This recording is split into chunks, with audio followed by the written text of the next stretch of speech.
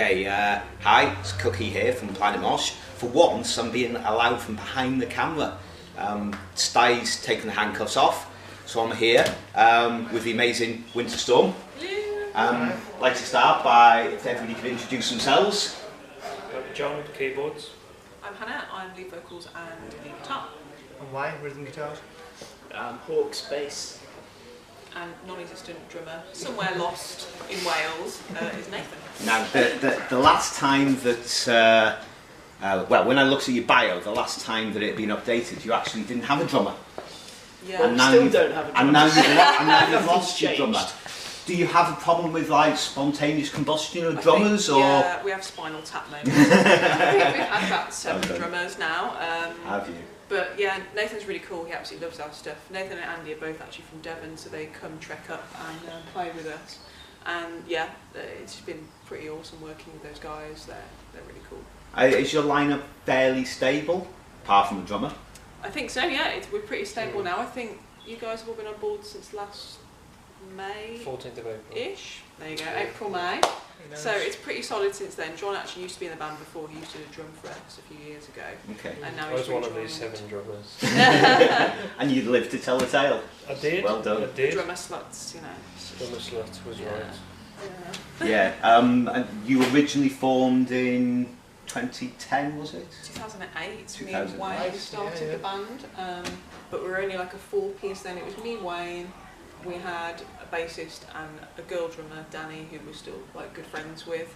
Unfortunately, she became too ill to play in a band doing drums anymore, which was quite sad. Yeah. But then we decided we'd like add keyboards, and it just sort of brought it to a completely different sound, completely different level. Really, when you add that extra sort of soundscape to the mix. So. And you survived as a 5-piece, which is quite difficult to do, with all personalities and commitments. 5-way marriage. 5-way marriage. Skin of the teeth kind of thing. Yeah. Absolutely. Yeah, it's hard. It's always hard being in a band. You know, it can be a bit of a burden of love sometimes, I guess. But you do it for these great experiences that you get out of it. So Yeah. And even when you get 5 people and all get on really well, like the 5-way marriage we've got now, logistics are the massive issue, what with us being in sort of the Midlands and Devon.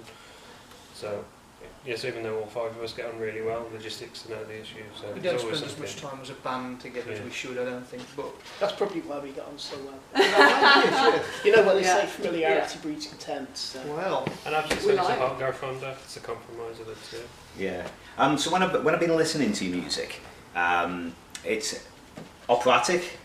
Your vocals are on the operatic range, I'd say. So who are your main influences, and where do you fit in? should we start with you guys first?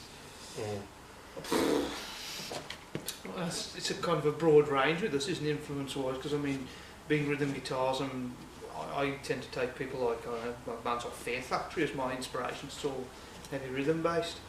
Maybe bands like Soilwork as well. But I mean, obviously that's not exactly female-fronted operatic genre. So that's my bit. I'll pass the question off to these guys, I think. Yeah, you first. My influences are really broad, without blabbing on for too long. I started off as like an acoustic guitarist, doing sort of like folky stuff like Eva Cassidy and covers of stuff like that. So that was what I did first when I played guitar, and then I joined a rock band, which sort of changed my influences quite a lot, but I got heavily into Rush and prog, like a lot of genty tech stuff I like Tesseract, and then classics like Iron Maiden and stuff like that. Obviously Nightwish, but the singing style is just a voice that I had from school, really, and I'm more just like a metal guitarist, really, and I just happened to sing that way coincidentally. And Opeth, I guess, bands like old school Opeth is just, Yeah.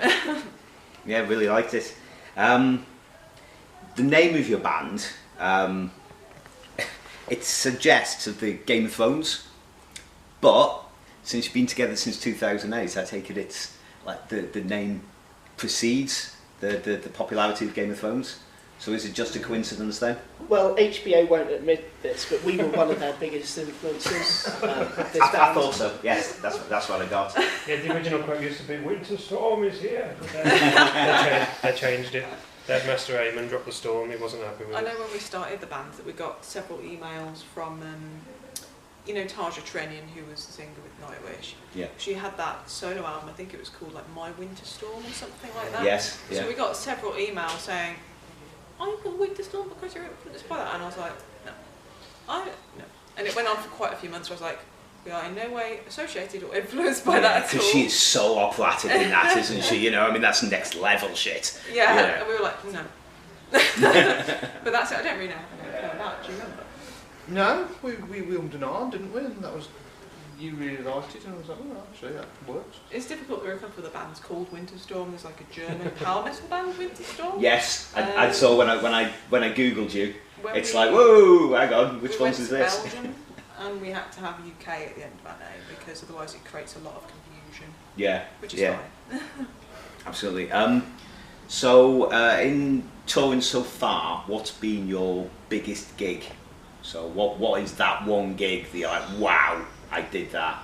We were talking at Hard Rock Hell about this last month. Yes. Some of the guys have only been in the band obviously for the last sort of less than 12 months, but it would either be Bloodstock or when we played in Belgium at Whizfest. Both those were incredible. I guess the Belgian one was more like the journey itself, and you know, it's like a real experience going abroad and not sleeping for 2 days and playing this cool gig. But Bloodstock was absolutely amazing. We'd love to go back to Bloodstock. It was just equally like the most terrifying gig I've ever done, but also the most like exhilarating. I just didn't sleep for ages afterwards because I was just like, woo! But I think we asked a few other people as well, like, who did you meet at Bloodstock? Because there was quite a few famous people there, you know, and people walk past you like, oh, it was... I don't speak to anybody because I'm actually quite kind of shy off stage and I didn't know what to say, and I thought if I go speak to them and say something stupid, that's forever going to be imprinted in their memory. Yes. So let's just not bother. But I know I saw the singer of Sabaton was like directly behind me, like I bumped into him and I was like, What's his face from IMI walked past us as well at Oh. one point. he was. But no, so I spent most of the weekend at the campsite. Because the gig, it was only the Jaeger stage, wasn't it? So it was such a small thing, so it was almost like we were playing like a small hall. Edit But that bit the out. fact that it was infinitely... but it was at a massive festival and it was such a massive achievement. Yeah. It was round, wasn't it? So There it was like, a tiny stage, but it was the fact it was there, it was like... people were just like pouring out the sides, so Yeah, we didn't expect that such to a great happen thing. at all, really. And so we've played bigger stages and it's been a lesser experience on a bigger Yeah. stage, but there it was... And Hard Rock Hell stuff, you know, we've done 2 Hard Rock Hell festivals now, and last month was great, and the one in 2017 as well. Yes. Hard Rock Hell were probably like, you know, one of the most, them and you guys in Bloodstock are probably the most organised things we've ever worked with. To be fair, Belgium was really well organised as well. Right. They did catering and stuff and some to that. So it's a really nice way that everyone looks after the band, you know. So today you're playing 2 o'clock on stage 1. So how do you think that the gig today is going to go comparing to what you've done before? Yeah, very well. We had a really good band practice yesterday. We tried to practice sort of and get everyone together. That helps logistically as well when we travel the following day.